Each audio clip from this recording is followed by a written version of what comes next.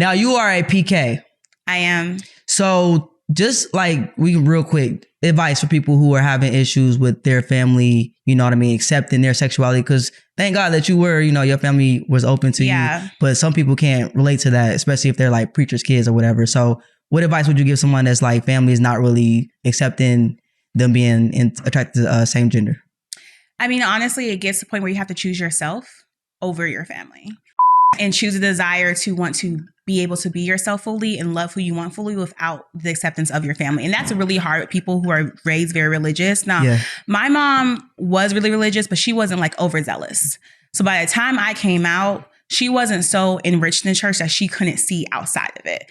That's not the truth for other people. I always say, I feel like I had a very easy experience compared to a lot of like Black queer folks. Yeah. But for me, I was raised in the church, and I remember there was this like documentary that was this like this church movie that was super popular and was like very much condemning queer people.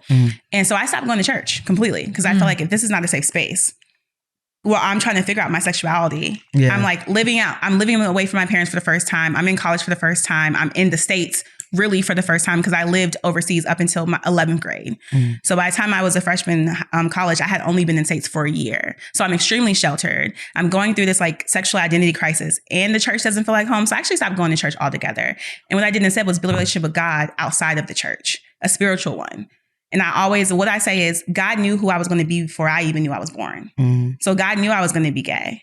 So why would he not accept me when I turn into who he knew I was going to be? He or she, whoever y'all said. So for me, it's just like, sometimes you have to choose yourself, and that's not always easy. But if you want to be happy, then you just choose you. I agree. And what would a preacher say if you say, God don't make mistakes, like he made me this way? With a preacher, I rebuke you. I think it depends on the preacher, right? Yeah, because someone be wilding. I say that, like I've said it on TikTok, and people are like, well, what about rapists and murderers? True. Same thing.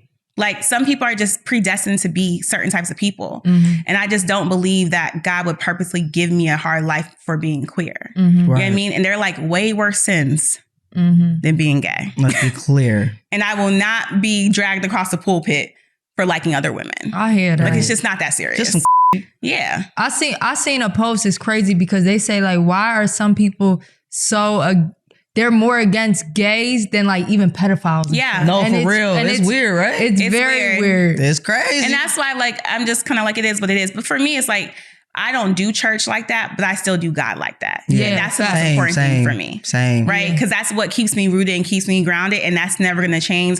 A church is just a building. Your relationship with God is a feeling. You know what I mean? So it's just different. Yeah. Preacher. Pass the collection plate around one time. Right, preacher.